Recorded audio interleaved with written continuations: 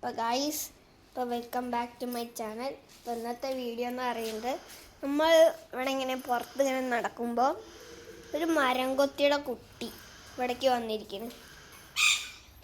കണ്ട സൗണ്ട് കേട്ടില്ലേ? അപ്പം നമുക്ക് അതിനെ കാണിച്ചേരേ. അപ്പോൾ അതിൻ്റെ ചിറക് ഒടിഞ്ഞിരിക്കുകയാണ്. അതുകൊണ്ടാണ് നമ്മൾ പിടിച്ച് വളർത്താമെന്ന് വിചാരിക്കുന്നത്. എൻ്റെ അമ്മയൊക്കെ ഇതാ ഇവിടെ എവിടെയൊക്കെ കറങ്ങി നടക്കുന്നുണ്ട്. ഞാൻ കാണിച്ചു തരാം. സാധനം ഇവിടെ വന്നിരിക്കുകയാണ്. എൻ്റെ കൈ ഒടിഞ്ഞിരിക്കുന്നു. എൻ്റെ അമ്മയും അച്ഛനൊക്കെ ഇവിടെ എവിടെയോ അങ്ങനെ കറങ്ങി നടക്കുന്നുണ്ട്. അപ്പോൾ ഇതിനെ പിടിക്കണം. ഇതാ ഒളിച്ചിരിക്കുക.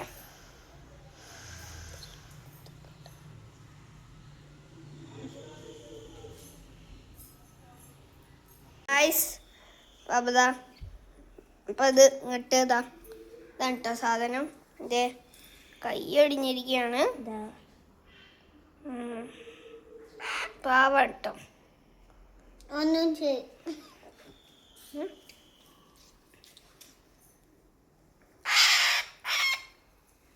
കണ്ടോ, പാവമാണ്.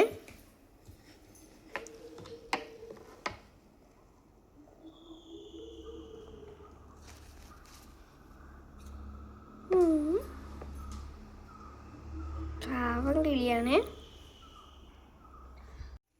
അപ്പം ഗൈസ്, ഞാൻ അതിനെ ഒന്നും കൂടി പിടിക്കാൻ പോവാണ്.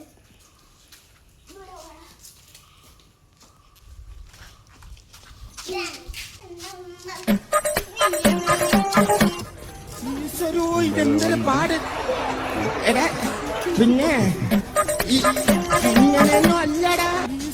ഇതെന്തൊരു പാട്. എടാ പിന്നെ ഇങ്ങനെയൊന്നും അല്ലടാ. പടയുണ്ട്. നൂനൊന്ന് പിടിച്ചോ.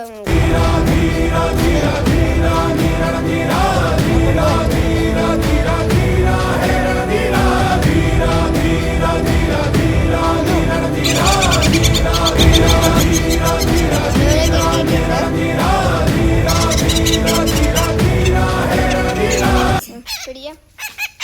ഇന്ന് ഞാൻ പിടിക്ക്. എന്ത് പിടിക്ക്?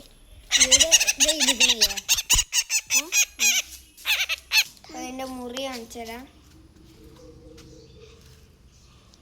ചിറകിൻ്റെ അടിയിലാണ് കേട്ടോ മുറി. കണ്ടോ ഗൈസ്? ഞാൻ തൊടല്ലേ മുറി കണ്ടോ ഗൈസ്?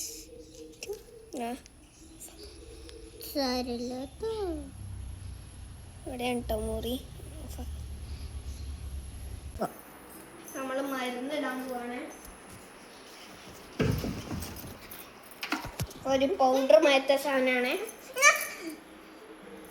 കൊത്തുട്ടാ.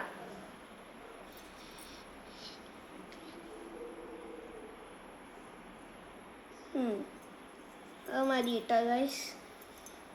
ഇത് ഉണങ്ങിക്കോളും. അപ്പം അതിനെ നമ്മൾ കൊട്ടയിലാക്കാൻ പോവാണ്.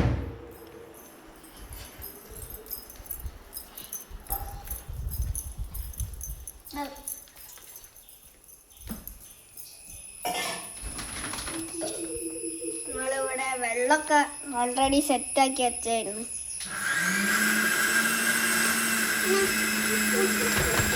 നമുക്ക് അതിനൊരു ചാക്ക് വെച്ച് മൂടാവേ.